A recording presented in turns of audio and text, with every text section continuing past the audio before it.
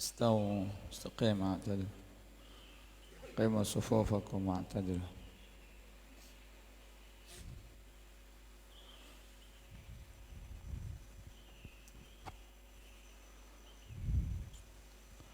الله أكبر.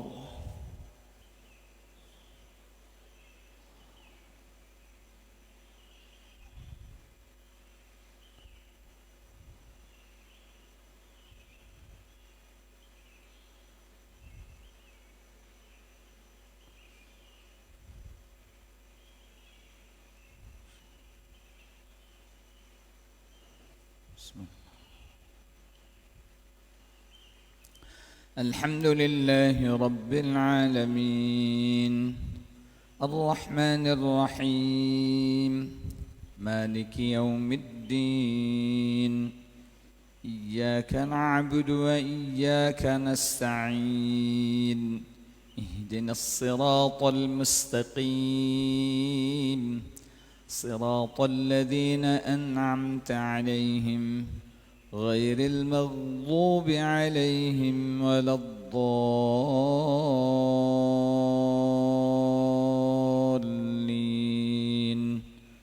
آمين.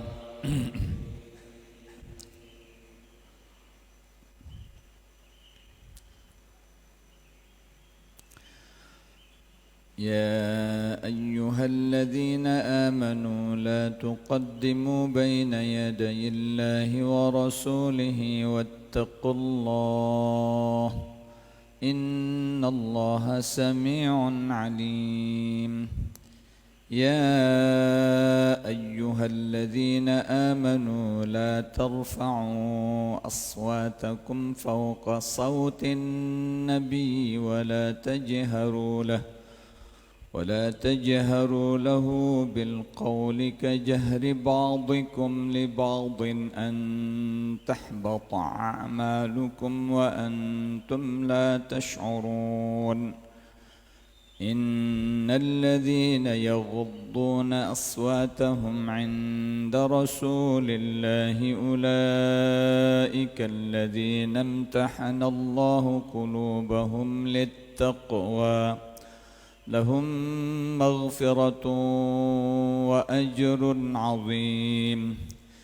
إن الذين ينادونك من وراء الحجرات أكثرهم لا يعقلون. ولو أنهم صبروا حتى تخرج إليهم لكان خيرا لهم والله غفور رحيم. يا أيها الذين آمنوا إن جاءكم فاسق بنبأ فتبينوا أن تصيبوا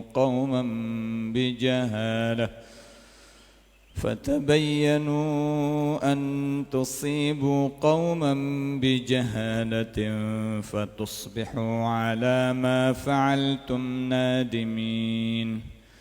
واعلموا أن فيكم رسول الله لو يطيعكم في كثير من الأمر لعنتم ولكن الله حبب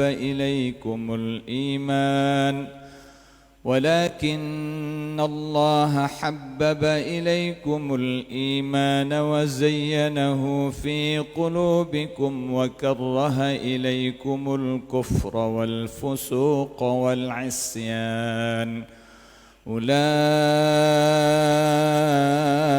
هم الراشدون فضلا من الله ونعمة والله عليم حكيم. وإن طائفتان من المؤمنين اقتتلوا فأصلحوا بينهما فإن بغت إحداهما على الأخرى فقاتلوا التي تبغي حتى تفيء إلى أمر الله فإن فاءت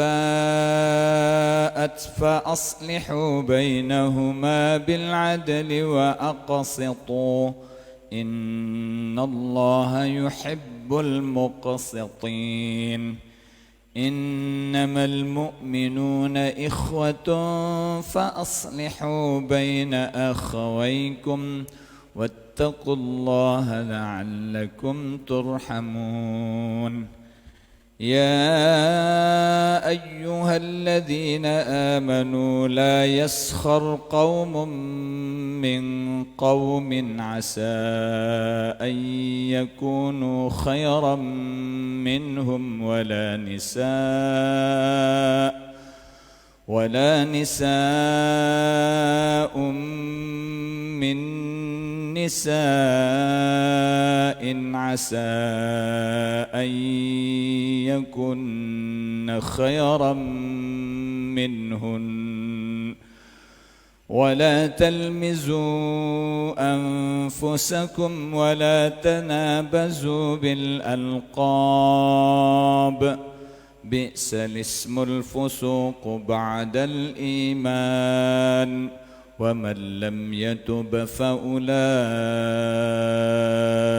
هم الظالمون يا أيها الذين آمنوا اجتنبوا كثيرا من الظن إن بعض الظن إثم ولا تجسسوا ولا يغتب بعضكم بعضا أيحب أحدكم أن يأكل لحم أخيه ميتا فكرهتموه واتقوا الله إن الله تواب رحيم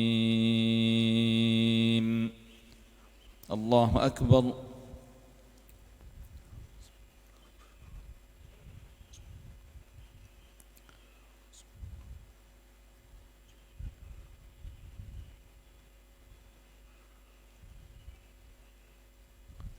سمع الله لمن حمده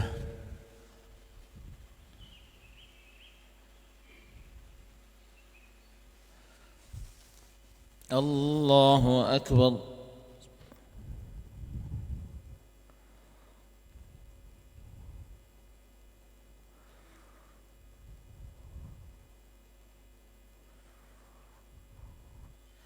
الله أكبر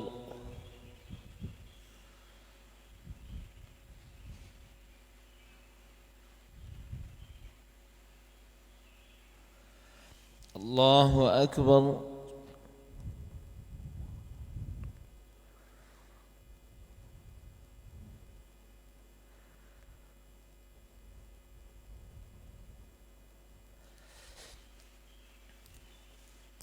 الله أكبر الحمد لله رب العالمين الرحمن الرحيم مالك يوم الدين إياك نعبد وإياك نستعين اهدنا الصراط المستقيم صراط الذين أنعمت عليهم غير المغضوب عليهم ولا الضالين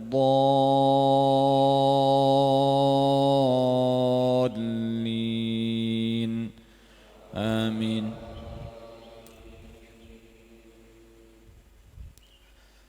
يا أيها الناس إنا خلقناكم من ذكر وأنثى وجعلناكم شعوبا وقبائل لتعارفوا إن أكرمكم عند الله أتقاكم إن الله عليم خبير قالت الأعراب آمنا قل لم تؤمنوا ولكن قولوا أسلمنا ولما يدخل الإيمان في قلوبكم وإن تطيعوا الله ورسوله لا يلتكم من أعمالكم شيئا إن الله غفور رحيم إنما المؤمنون الذين آمنوا بالله ورسوله ثم لم يرتابوا وجاهدوا بأموالهم وأنفسهم في سبيل الله أولئك هم الصادقون قل أتعلمون الله بدينكم والله يعلم ما في السماوات وما في الأرض والله بكل شيء عليم يمنون عليك أن أسلموا قل لا تمنوا علي إسلامكم بل الله يمن عليكم أن هداكم للإيمان إن كنتم صادقين إن الله يعلم غيب السماوات والأرض والله بصير بما تعملون. الله أكبر.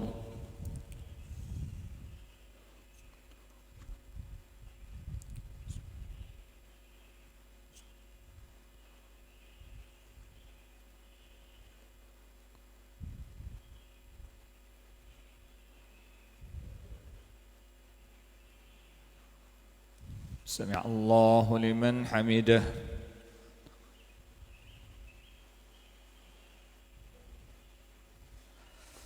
الله أكبر.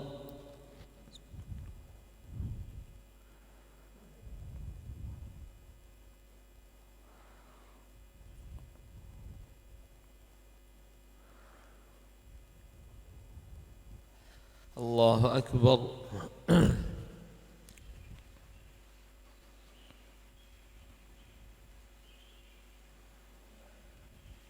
الله أكبر.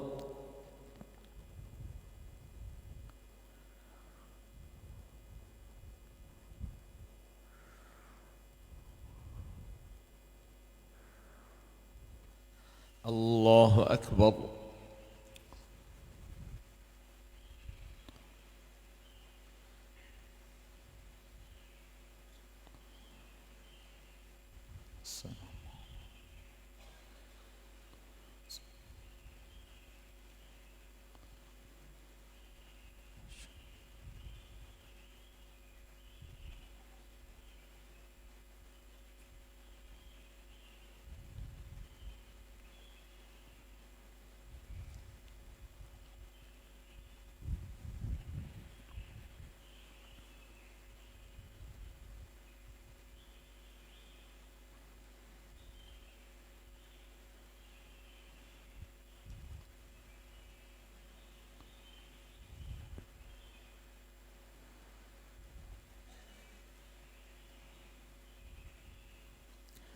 السلام عليكم ورحمة الله. السلام عليكم ورحمة الله.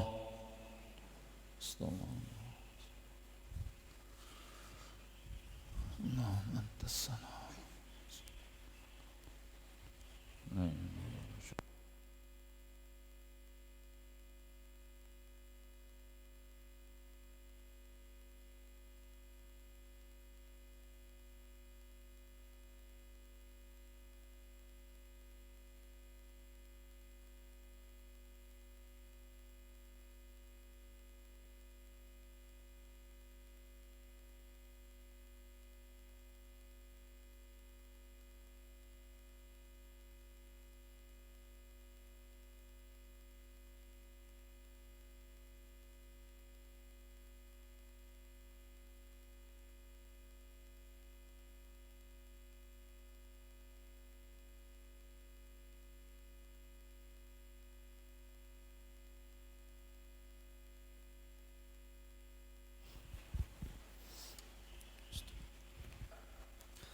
Bismillahirrahmanirrahim. Assalamualaikum warahmatullahi wabarakatuh. إن الحمد لله نحمده ونستعينه ونستغفره ونعوذ بالله من شرور أنفسنا وسيئات أعمالنا من يهده الله فلا مضل له ومن يضلل فلا هادي له أشهد أن لا إله إلا الله وحده لا شريك له وأشهد أن محمدا عبده ورسوله اللهم صل وسلم وبارك على نبينا محمد وعلى آله وصحبه ومن تبعهم بإحسان إلى يوم الدين أما بعد معاشر المسلمين rahimani wa rahimakumullah. Alhamdulillah, di pagi hari ini Allah Subhanahu wa taala masih memberikan kita kesempatan untuk bisa beribadah kepada Allah Subhanahu wa taala. Kita memohon kepada Allah Subhanahu wa taala agar memberikan kita keistiqomahan di atas ketaatan dan amal saleh sehingga kita meninggal dunia dalam keadaan husnul khatimah. Ma'asyiral muslimin rahimani wa rahimakumullah. Pada kesempatan kali ini kita akan membahas tentang bab birrul bab berbakti kepada ibu. Bab ini jamaah bukan Allah Subhanahu wa taala dikhususkan pembahasannya oleh Al-Imam Al-Bukhari rahimahullahu taala menunjukkan kepada kita hak ibu kita lebih besar daripada bapak kita. Kita akan sebutkan beberapa alasan bagaimana Rasulullah sallallahu alaihi wasallam menjadikan hak ibu kita itu 3 kali lebih besar dibanding hak bapak kita. Kita akan sebutkan hadis yang pertama. Dalam bab ini ada 2 hadis. Hadis yang pertama dari Bahas bin Hakim dari bapaknya. Bapaknya bernama Hakim, an jaddihi dari kakeknya yang bernama Muawiyah bin Haidah. Muawiyah bin Haidah, seorang sahabat Nabi sallallahu alaihi wasallam. Dia mengatakan, qultu ya Rasulullah, man abarru? Wahai Rasulullah, kepada siapa saya harus berbuat baik? Atau kepada siapa saya harus berbakti? Maka Rasulullah mengatakan, ummaka, berbaktilah kepada ibumu atau berbuat baiklah kepada ibumu. Qultu man abarru? Saya pun bertanya lagi, kepada siapa saya berbuat baik wahai Rasulullah? Qala ummak, berbuat baiklah kepada ibumu. Kemudian dia mengatakan lagi, qultu man abarru? Kepada siapa saya berbuat baik wahai Rasulullah? Qala ummak. Yang ketiga kali Rasul mengatakan ibumu. Kemudian yang keempat dia mengatakan man abarru? Siapa yang berhak untuk saya berikan kebaikan wahai Rasulullah? Maka Rasulullah mengatakan abaka thummal aqraba fal aqrab. Kemudian yang keempat, berbuat baiklah kepada bapakmu. Kemudian berbuat baiklah kepada kerabatmu yang terdekat. Jamaah bukan Allah Subhanahu wa taala, hadis yang mulia ini memberikan pelajaran kepada kita dari sabda Rasul sallallahu alaihi wasallam yang mengulangi lafaz bahwa berbaktilah kepada ibumu ini sebanyak 3 kali, menunjukkan kepada kita hak ibu kita itu lebih besar dibanding hak bapak kita. Kenapa jamaah yang bukan Allah Subhanahu wa taala? Allah Subhanahu wa taala berfirman wa wassaynal insana biwalidayhi ihsana hamalathu ummuhu kurhan wa wada'athu kurha wa hamluhu wa fisaluhu 30 syahra. Allah katakan, dan kami berwasiat kepada manusia. Wasiat itu artinya perintah untuk mengerjakan kebaikan, ya. Kami perintahkan kepada manusia agar berbuat baik kepada kedua orang tuanya. Kemudian Allah katakan hamalathu ummuhu kurha. Ibunya sudah mengandungnya bersusah payah. Saya yakin jamaah bukan Allah Azza wa Jalla, sekuat-kuatnya seorang lelaki, dia tidak akan mungkin kuat menahan sakitnya mengandung. Ya, segagah-gagahnya lelaki, sekuat-kuatnya seorang suami, dia tidak akan mungkin menahan sakitnya atau melalui masa-masa hamil dari trimester pertama sampai menjelang melahirkan. Bagaimana seorang wanita meninggalkan makan dan minum karena ada rasa tidak enak di bulan-bulan pertama. Dilanjut semakin besarnya kehamilan semakin mendatangkan rasa sakit yang lebih. Kemudian menjelang melahirkan, sampai seorang wanita barangkali dia tidak bisa berpindah dari tempat duduknya, dari tempat tidurnya saking beratnya. Kemudian dari sini kita melihat sebagian suami tidak memperhatikan istrinya. Hamalathu ummuhu kurha. Ingatlah bahwa ibumu mengandungmu dalam keadaan susah payah. Wa wada'athu kurha, melahirkan pun dalam keadaan susah payah. Di antara seorang wanita ada yang melahirkan dengan sesar, subhanallah. Melahirkan anaknya dengan tidak normal. Sebagai bentuk perjuangan di mana dia kepingin melihat anaknya lahir dalam keadaan sempurna, lahir dalam keadaan selamat.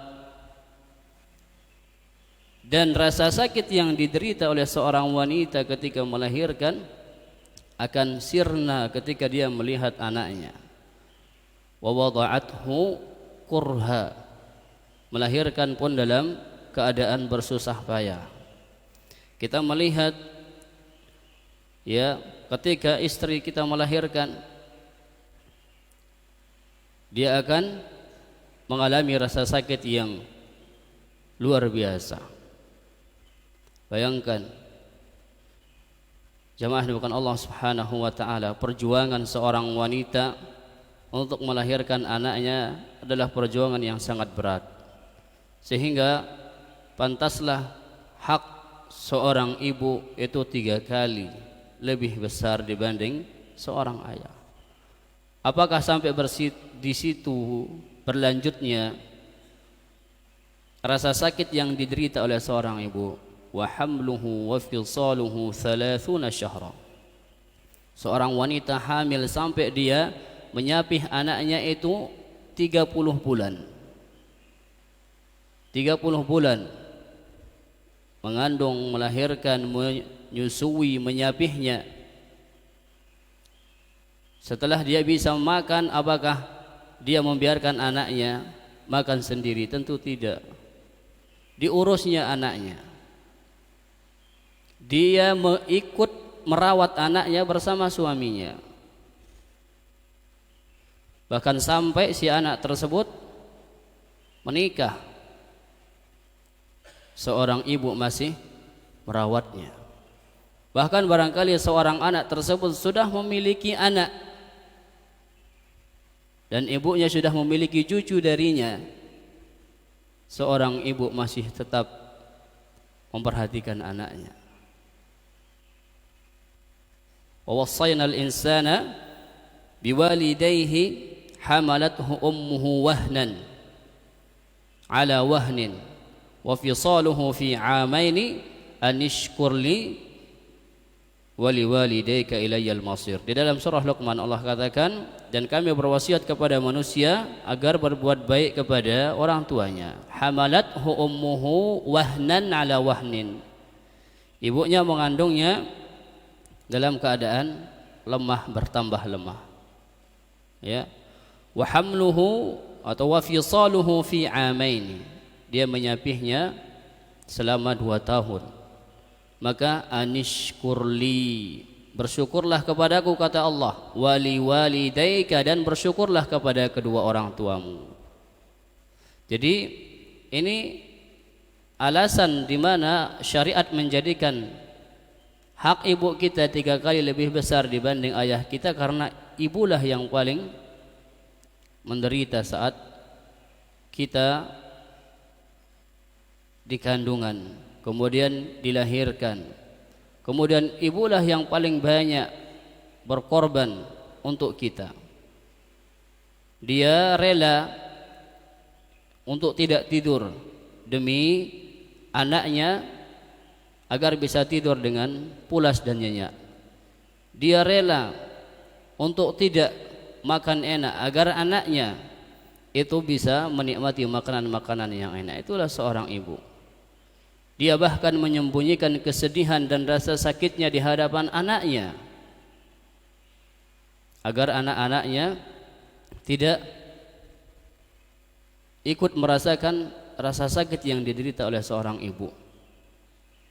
Kemudian jamaah dengan Allah Subhanahu wa taala, dan di antara alasan yang barangkali ini menjadi sebab dijadikannya hak ibu kita 3 kali lebih besar dibanding ayah kita, karena kebanyakan manusia menganggap remeh hak ibunya.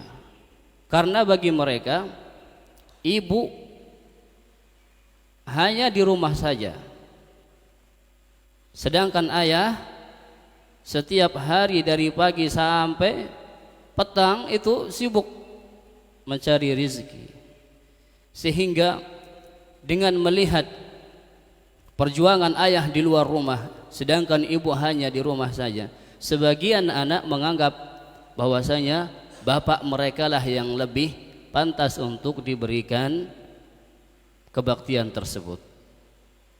Ini banyak kita lihat generasi-generasi sekarang itu, mereka lebih perhatian kepada ayahnya dibanding ibunya, karena dia menganggap bahwa bapaklah yang telah bersusah payah membiayai kita sampai kita menjadi orang, sampai kita selesai kuliah, bahkan sampai mendapatkan pekerjaan, bahkan sampai menikah.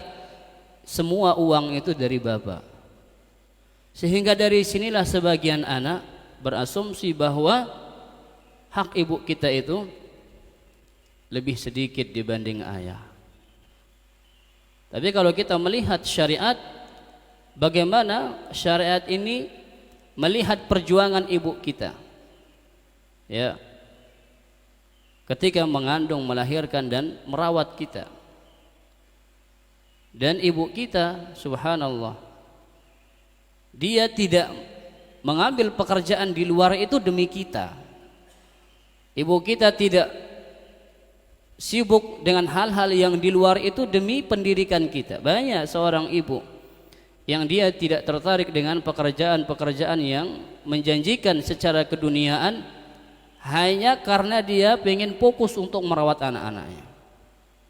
Bukan berarti dia tidak mau untuk mendapatkan dunia, tapi bagi dia anaknya adalah harta terbesar yang harus dia syukuri dan dia rawat.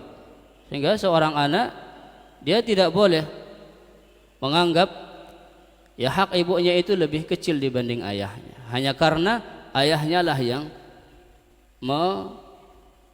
melakukan pekerjaan-pekerjaan yang berat untuk membiayai hidupnya.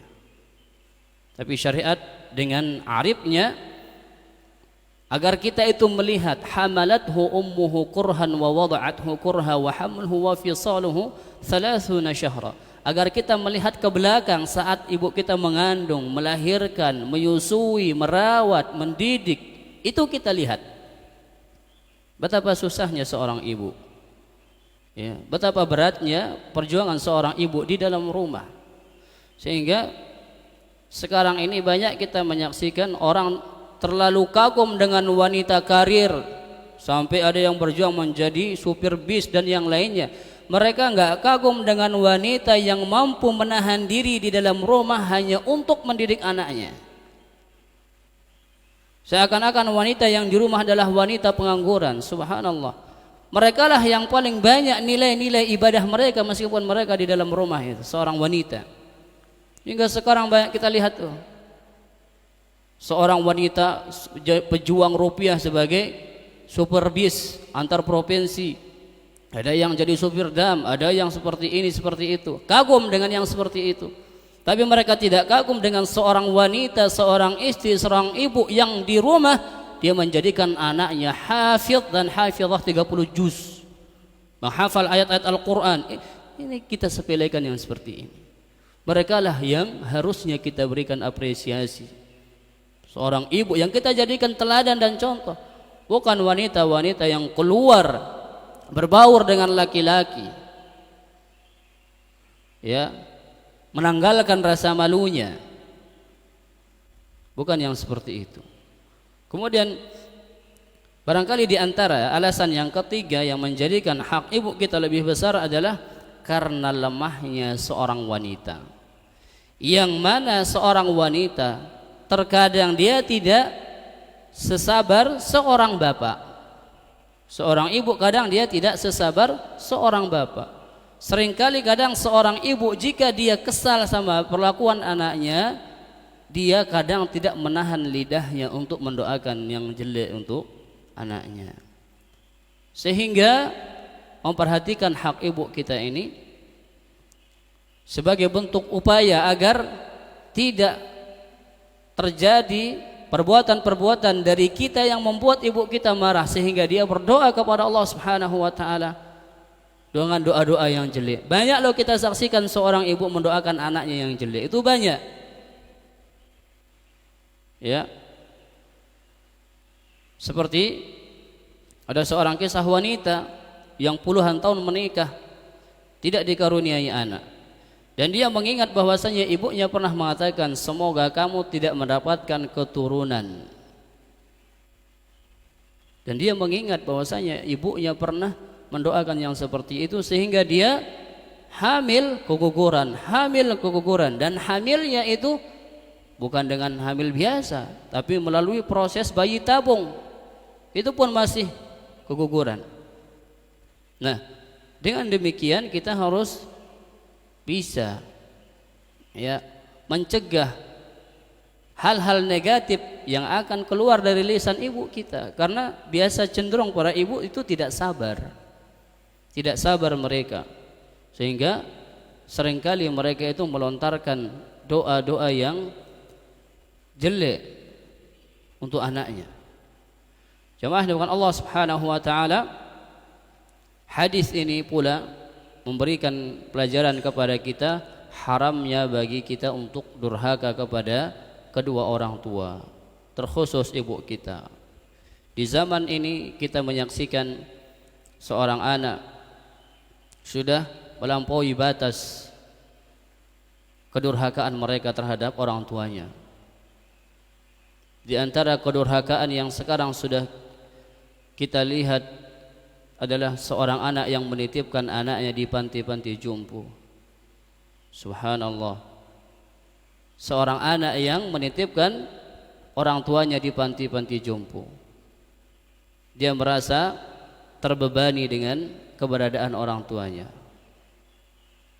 Dia tidak pernah berpikir, sekiranya orang tuaku ketika aku kecil merasa terbebani dengan kehadiranku, barangkali dia sudah membuang aku, sehingga tuanya orang tua dia jadikan sebagai sarana untuk mendatangkan keridhaan Allah Subhanahu wa taala. Tapi lihatlah bagaimana generasi kita yang jauh dari Islam, jauh dari agama, mereka tidak mau hidup dengan orang tuanya. Mereka melemparkan kewajiban berbakti kepada kedua orang tuanya kepada orang lain. Ada di antara mereka yang bersengketa dengan ibunya, ada yang memperkarakan ibunya, ada yang memenjarakan orang tuanya, bahkan ada yang membunuh orang tuanya sendiri. Waliyadzubillah, ini adalah perbuatan yang sangat mungkar, ya. Kemudian jemaah dengan Allah Subhanahu wa taala, di dalam hadis ini pula kita mendapatkan pelajaran bahwa mendahulukan ridha ibu kita dibanding ridha bapak kita itu lebih didahulukan, ya, keridhaan ibu kita. Makanya kita melihat keberkahan hidup kita ketika kita itu sangat dekat dengan orang tua kita, terkhusus ibu kita. Kita sangat melihat keberkahan ini,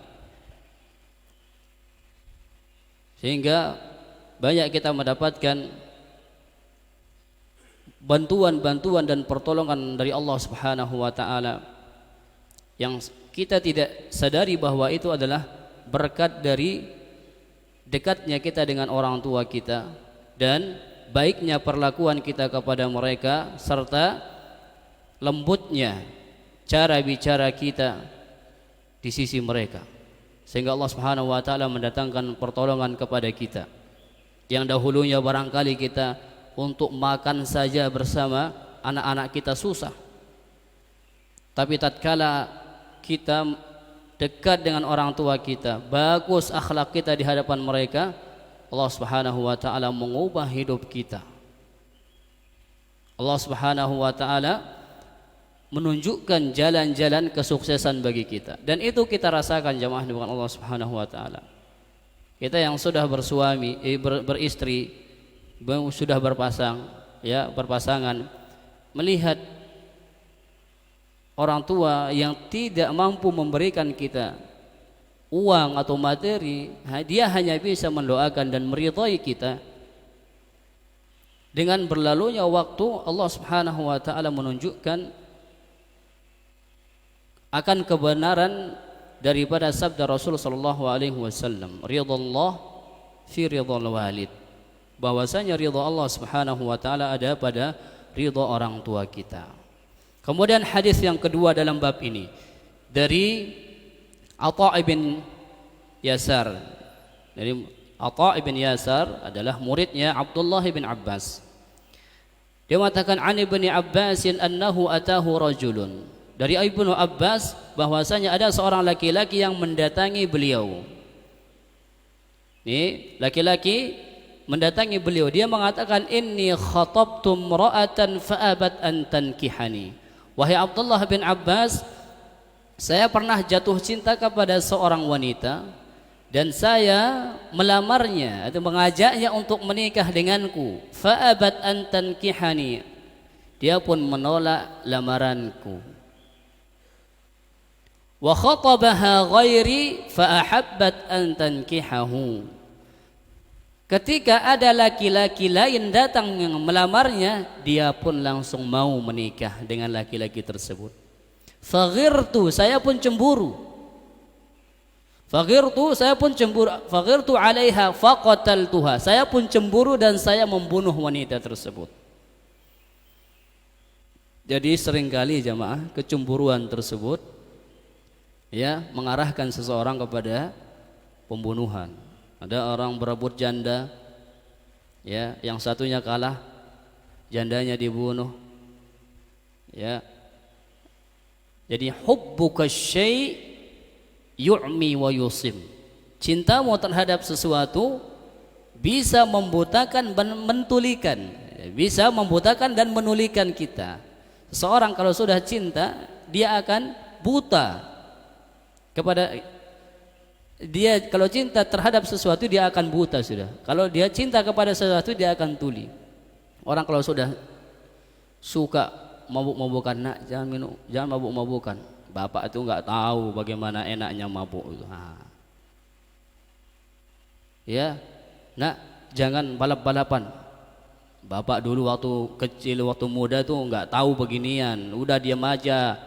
Balap itu enak loh Pak, menunjukkan keberanian. Buta seorang kalau sudah cinta.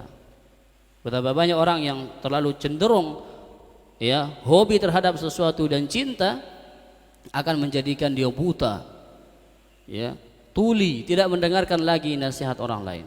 Makanya laki-laki ini karena kecemburuan dia yang besar, bayangkan cinta dia ditolak sedangkan orang lain diterima, tidak tanggung-tanggung, cemburu langsung main sikat saja, dibunuh wanita tersebut. Faghirtu 'alaiha faqataltuha, saya cemburu karena giliran saya melamar ditolak, giliran laki-laki lain melamar diterima dan dia mau menikah, akhirnya dia pun saya bunuh.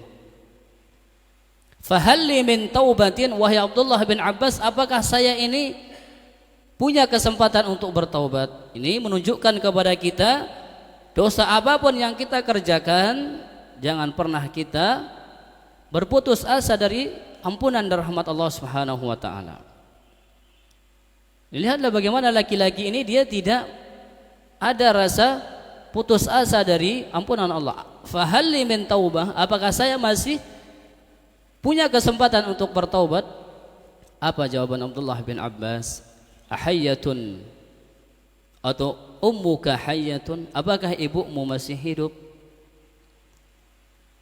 Jadi Abdullah bin Abbas tidak mengatakan salat taubat kamu, tinggalkan itu, ya. Abdullah bin Abbas mengatakan ummuka hayyatun, apakah ibumu masih hidup? Maka laki-laki tersebut mengatakan la, ibu saya sudah meninggal dunia. Kemudian Allah bin Abbas mengatakan tub ilallahi azza wa jalla wa taqarrab ilaihi mastata'ta, bertaubatlah kamu kepada Allah Subhanahu wa taala dan beribadahlah, mendekatkan diri kepada Allah Subhanahu wa taala semampumu. Apa alasan Abdullah bin Abbas radhiyallahu anhuma menanyakan kepada anak tersebut, laki-laki tersebut, apakah ibumu masih hidup? Maka Atha bin Yasar mengatakan, fadhahabtu, saya pun pergi, fasa'altu bin Abbasin, dan bertanya kepada Abdullah bin Abbas, lima sa'altahu an hayati ummih, wahai Abdullah bin Abbas, apa alasan anda menanyakan ibu laki-laki tersebut masih hidup atau tidak? Abdullah bin Abbas mengatakan, inni la a'malu amalan aqraba ila Allah azza wa jalla min birril walidah, saya tidak mengetahui amalan yang paling mendekatkan diri seorang hamba kepada Allah dari berbakti kepada seorang ibu. Berarti dengan kita berbakti kepada ibu, kita bisa menjadi penghapus dosa kita.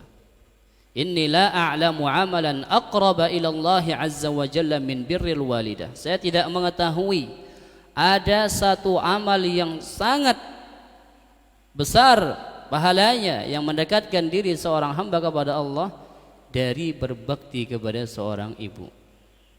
Hadis yang mulia ini menjelaskan kepada kita jemaah dengan Allah azza wa jalla bagaimana kita memaksimalkan berbakti kita kepada ibu kita. Kita ada waktu sehari, kita ada waktu beberapa menit, tengok ibu kita, lihat mereka, lihat dia, tanyakan kondisinya bagaimana. Karena demi Allah, keberkahan waktu kita ketika kita menjadikan waktu-waktu tersebut pada nilai-nilai kebaikan. Dan di antara nilai kebaikan terbesar setelah hak Allah azza wa jalla adalah berbakti kepada kedua orang tua kita, berbakti kepada ibu kita. Yang masih hidup orang tuanya, berbaktilah. Yang masih ibunya hidup, berbaktilah. Karena ingatlah, terkadang ketika orang tua kita masih hidup, kita tidak menjadikan kesempatan ini dan kita tidak menyadarinya bahwa kesempatan ini akan hilang. Sehingga ketika mereka sudah diwafatkan oleh Allah Subhanahu wa taala, baru terasa bagaimana bermaknanya kehadiran seorang ayah dan seorang ibu. Bagaimana kita masih terngiang dengan nasihat-nasihat ibu kita. Oleh karena itu, sebelum orang tua kita diwafatkan oleh Allah Subhanahu wa taala, maka perbanyaklah untuk memberikan kebahagiaan kepada mereka. Hindarilah untuk agar kita tidak menanamkan rasa sakit di hati mereka. Karena Rasulullah sallallahu alaihi wasallam mengatakan al walidani awsatu abwabil jannah. Orang tua kita adalah awsatu abwabil jannah, pintu yang paling tengah, ya, pintu yang paling besar yang dengannya kita memasuki surga Allah Subhanahu wa taala. Jamaah bukan Allah Subhanahu wa taala, barangkali ini pembahasan kita pada kesempatan kali ini. Semoga Allah Subhanahu wa taala memberkahi kita dan menjadikan kita di antara anak-anak yang saleh dan menjadikan anak keturunan kita anak-anak yang saleh dan salihah. Subhanakallahumma wa bihamdika asyhadu an la ilaha illa anta astaghfiruka wa atubu ilaik. Assalamualaikum warahmatullahi wabarakatuh.